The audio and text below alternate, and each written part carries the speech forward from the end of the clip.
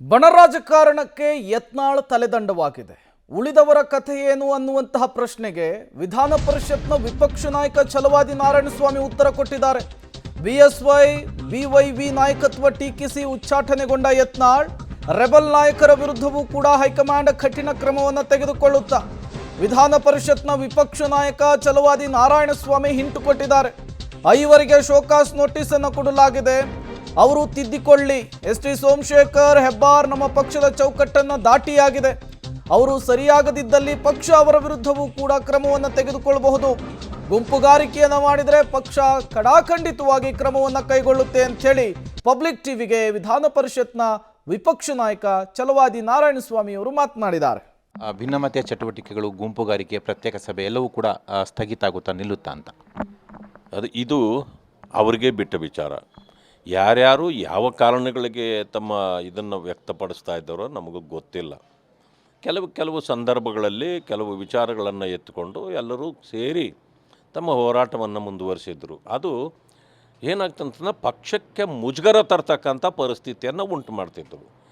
ಈಗ ಆಗಿರ್ತಕ್ಕಂಥ ಈ ಬೆಳವಣಿಗೆಯು ಕೂಡ ಪಕ್ಷಕ್ಕೆ ಮುಜುಗರ ತರ್ತಕ್ಕಂಥದ್ದನ್ನು ತಡೆಯುವಂಥ ಕೆಲಸವೇ ಹೊರತು ಬೇರೆ ಏನೂ ಅಲ್ಲ. ಆ ಕಾರಣದಿಂದ ಮುಂದಿನವ್ರು ಏನು ಮಾಡ್ತಾರೋ ಅದಕ್ಕೆ ಹೈಕಮಾಂಡ್ ಏನು ಉತ್ತರ ಕೊಡ್ತದೆ ಅನ್ನೋದನ್ನು ನಾವು ಕಾದು ನೋಡಬೇಕು. ಇನ್ನು ಅವರ ಬಣದಲ್ಲಿ ತುಂಬ ಜನ ಹಿರಿಯ ನಾಯಕರಿದ್ದಾರೆ. ಯತ್ನಾಳ್ ಉಚ್ಚಾಟನೆ ಅವರಿಂದ ಅದರಿಂದಾಗಿ ಒಂದು ರೀತಿಯಲ್ಲಿ ತಳಮಳಕ್ಕೊಳಗಾಗಿದ್ದಾರೆ ಸರ್. ರಮೇಶ್ ಜಾರಕಿಹೊಳಿ, ಸಿದ್ದೇಶ್ವರ ಅವರು, ಪ್ರತಾಪ್ ಸಿಂಹ, ಜೊತೆಗೆ ಕುಮಾರ್ ಬಂಗಾರಪ್ಪ, ಇವರೆಲ್ಲರೂ ಕೂಡ ಆ ನಾಯಕರಿಗೆ ಏನು ಹೇಳ್ತೀರಾ ಅಂತ ನೀವು ಹಿರಿಯ ನಾಯಕರಿಗೆ? ಇದನ್ನು ನಾವು ಅರ್ಥ ಮಾಡ್ಕೊಳ್ಬೇಕು. ನಾವು ಪಕ್ಷಕ್ಕಿಂತ ದೊಡ್ಡವರು ಯಾರೂ ಅಲ್ಲ. ಪಕ್ಷಕ್ಕೆ ನಾವು ಅನಿವಾರ್ಯವೂ ಅಲ್ಲ. ಛಲವಾದಿ ನಾರಾಯಣಸ್ವಾಮಿ ಪಕ್ಷಕ್ಕೆ ಅನಿವಾರ್ಯ ಅಂತ ನಾನು ತಿಳ್ಕೊಳ್ಬಾರ್ದು. ಪಕ್ಷ ನನಗೆ ಅನಿವಾರ್ಯ. ಪಕ್ಷಕ್ಕಾಗಿ ನಾವು ದುಡಿಯಬೇಕು. ಪಕ್ಷವನ್ನು ನಂಬಿರ್ತಕ್ಕಂಥ ಕೋಟ್ಯಾಂತರ ಕಾರ್ಯಕರ್ತರನ್ನು ನಾವು ಗೌರವಿಸಬೇಕು. ನಾವು ಯಾವುದೋ ನನ್ನ ಒಂದು ಸ್ವಾರ್ಥಕ್ಕಾಗಿ ನಾನು ಪಕ್ಷವನ್ನು ಬಲಿ ಕೊಡ್ತಕ್ಕಂಥದ್ದು ಸರಿಯಲ್ಲ.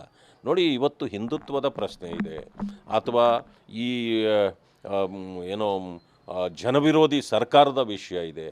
ಇವುಗಳೆಲ್ಲವನ್ನೂ ನಾವು ಇವತ್ತು ಎತ್ತಿ ಹೋರಾಟ ಮಾಡಬೇಕಾಗಿದೆ.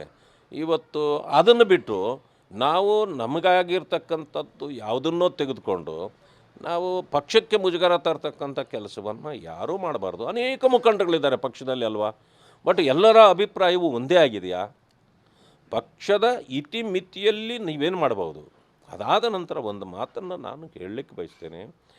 ಯಾವುದೇ ಸಮಸ್ಯೆ ಇದ್ದರೆ ಪಕ್ಷದ ಒಳಗಡೆ ಮಾತಾಡಬೇಕೇ ಹೊರತು ನೀವು ಪಕ್ಷದ ಹೊರಗಡೆ ಅಲ್ಲ. ಸರ್ಕಾರದ ವಿರುದ್ಧ ಹೋರಾಟ ಮಾಡೋದು ನೀವು ಪಕ್ಷದ ಒಳಗಡೆ ಅಲ್ಲ, ಅದು ಪಕ್ಷದ ಹೊರಗಡೆ. ಇದನ್ನು ನಾವು ಅರ್ಥ ಮಾಡ್ಕೊಳ್ಬೇಕು. ನಿನ್ನೆ ಸುಮರೇಶ್ ಕುಮಾರ್ ಒಂದು ಮಾತು ಹೇಳಿದ್ರು, ಭಾಳ ಚೆನ್ನಾಗಿ ಹೇಳಿದ್ರು. ಒಂದು ಹೋಟೆಲ್ನಲ್ಲಿ ಬೋರ್ಡ್ ಹಾಕಿದ್ದಂತೆ. ಆ ಬೋರ್ಡ್ ಏನಂತಂದರೆ, ನಮ್ಮ ಹೋಟೆಲ್ನಲ್ಲಿ ತಿಂಡಿ ಪದಾರ್ಥಗಳು ಬಹಳ ಚೆನ್ನಾಗಿದೆ ಅಂತಂದರೆ ನನ್ನ